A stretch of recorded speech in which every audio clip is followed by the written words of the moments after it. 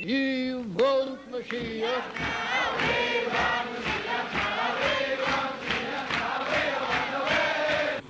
Vamos ver o que nos diz o Rebbe a respeito da possibilidade de haver profecia mesmo na época do Galut, mesmo quando não temos o Beit HaMikdash, o templo sagrado com revelação divina explícita, ou quando não nos encontramos todos na Terra Santa, etc.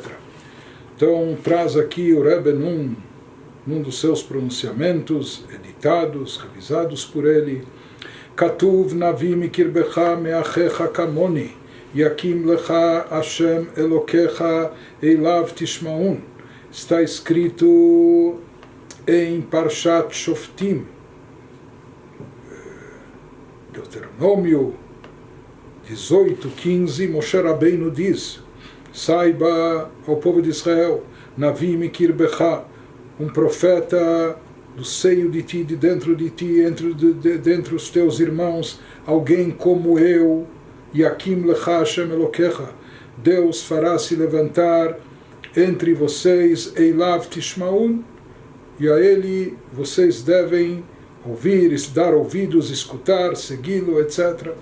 Sobre esse versículo traz o Rebbe o Marich Rambam Besefer Amadá, Maimônides, no seu código monumental de leis que abrange todos os aspectos do judaísmo, no primeiro dos 14 volumes, no chamado Sefer Madá, no livro do conhecimento, nos traz Maimônides nas leis que tratam e versam sobre os fundamentos da Torá, Shemeyesodei Adat, um dos fundamentos essenciais da religião judaica, Leidá, Sheakel Menabed Bnei Adam, é saber, acreditar e saber que Deus concede profecia para seres humanos. Ou seja, que existe essa possibilidade de Deus se revelar e se manifestar através de seres humanos, trazendo a eles esse dom de profecia, e, portanto, existe essa possibilidade de certa forma, de comunicação. Ou seja, de forma direta, talvez nós não ouvimos Deus, mas se fala que Deus se revela através de profetas, Deus coloca suas palavras, suas maiúsculas palavras, na boca do profeta, e através disso nós ouvimos a palavra de Deus por intermédio do profeta. E esse é um dos 13 princípios fundamentais da fé judaica, acreditar no dom de profecia, acreditar que Deus revela suas palavras através de profetas, não é? E Maimônides traz isso como um dos fundamentos, um dos pilares da nossa fé. Diz o Rebbe, é óbvio, Muvan Shezoi Alacha Anogat Libnei Israel Bechol Adorot, que isso é algo que diz respeito, essa é uma Alacha, uma lei fundamental, um princípio de fé relevante que diz respeito ao povo de Israel em todas as gerações, não só na época do Beit HaMikdash, não só em gerações de revelação divina acentuada e explícita. Agam Shamru Chazal, o Rebbe diz, ele não ignora um dito famoso dos nossos sábios, por mais que os nossos sábios afirmam no Talmud, assim se encontra no tratado Yomá, também no tratado Sotá, Mishemetu Nevim Achronim Chagai Zecharia o Malachi Nistalkaru HaKodesh Me Israel, que desde o falecimento dos últimos profetas, aqueles que são chamados os últimos profetas no Tanakh, Chagai, Zecharia, Zacarias e Malachi, então Nistalka, desapareceu o espírito sagrado do povo de Israel. Inclusive até se fala que o dom da profecia paira quando a pessoa está no estado de plenitude. O próprio Maimônides elabora o perfil necessário para uma pessoa estar espiritualizada e apta para receber e captar o dom de profecia. E entre outras coisas, essa pessoa tem que ter sabedoria, tem que ter serenidade, além de alta espiritualidade, nem se fala observância das mitzvot, prática e bons traços de caráter. Quer dizer, isso é básico e essencial, isso é um pressuposto, é uma premissa óbvia, não é? Mas depois disso, em cima disso, tem que haver um estado de paz, de espírito, de serenidade, até de plenitude. Por isso se fala que a profecia tinha como requisito até a alegria. Ou seja, a pessoa tinha que estar no estado de espírito, de plenitude, pleno, e até com alegria. Por isso, inclusive, se diz que quando haviam profetas que eram confirmados como tal, conhecidos como tal, mas às vezes eles estavam, por um motivo ou por outro, no estado depressivo e não conseguiam profetizar, não conseguiam captar as mensagens divinas, e por isso se fazia uma série de coisas, até se trazia músicos e etc. para entoar músicas, melodias, para levantar a moral, o estado de espírito e fazer a pessoa se alegrar, para que assim a profecia pudesse pairar sobre eles. De qualquer maneira, esse é um dos motivos e explicações porque se diz que desde que o Beit HaMikdash foi destruído, então não só a tragédia da destruição, mas da ausência do Beit HaMikdash, do templo sagrado, com tudo o que isso acarreta, e todo o período de galut e diáspora, exílio com perseguições, opressões, etc., falta alegria, falta serenidade, falta paz de espírito e esse estado ideal para a profecia. Então, sobre isso também se refere o Talmud, que nos diz que desde aquela época dos últimos profetas desapareceu o espírito sagrado, dom de profecia, de sobre as pessoas.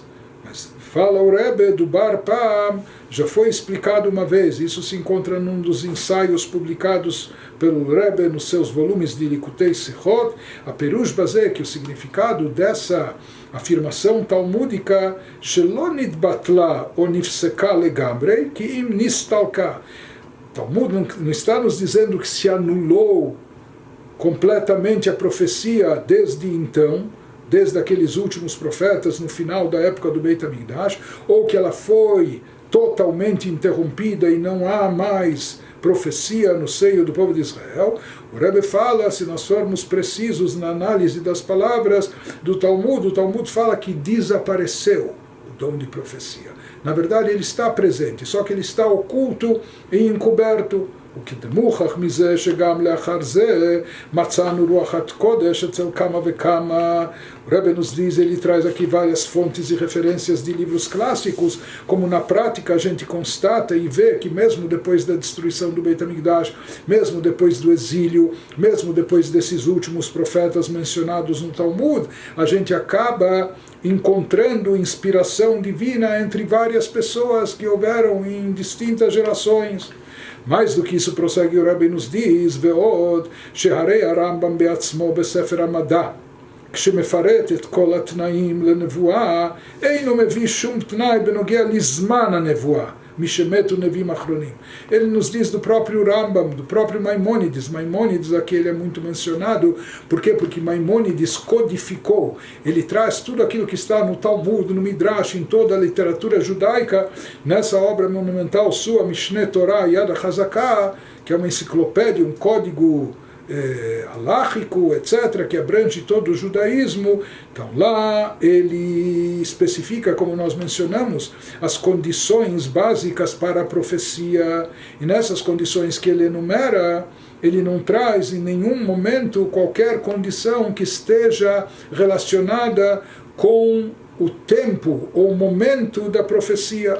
Ele não diz que a profecia só é viável na época do Beit HaMikdash, ou em tempos que o povo de Israel está estabelecido totalmente na sua terra, etc., ou que desde o falecimento desses últimos profetas ela não é viável. Então, como Maimônides, ele não vincula e não condiciona a nevoar, a profecia, a uma determinada época. Daqui a gente entende que ela pode vigorar mesmo nos nossos tempos. Mais do que isso, diz o Rebbe, Ve'yetera mizeh, Beigeret Teiman, numa outra obra de Maimônides, nas epístolas, cartas que ele escreveu para diversas situações, para diversas localidades, diversas pessoas que lhe perguntaram, lhe dirigiram questionamentos. Katav Rambam, lá escreve explicitamente o Maimônides, Shebeshanah Mesuyemet, lá inclusive ele enumera uma data, ele menciona um ano específico e diz que naquele ano Tachzor HaNevuah leIsrael, vai retornar a profecia, vai voltar a vigorar a profecia no seio de Israel. ואין ספק שחזרת הנבואה היא הקדמת משיח. E mais do que isso ele traz, não há dúvida que esse retorno e restabelecimento da profecia é uma introdução, é um preparo para Mashiach. Shenemar viniveu bneichem ubnotechem. Como está escrito no profeta Joel, que quando Mashiach chegar, então todos os vossos filhos e filhas, inclusive todo mundo vai profetizar, todo mundo vai ser dotado de Espírito Sagrado.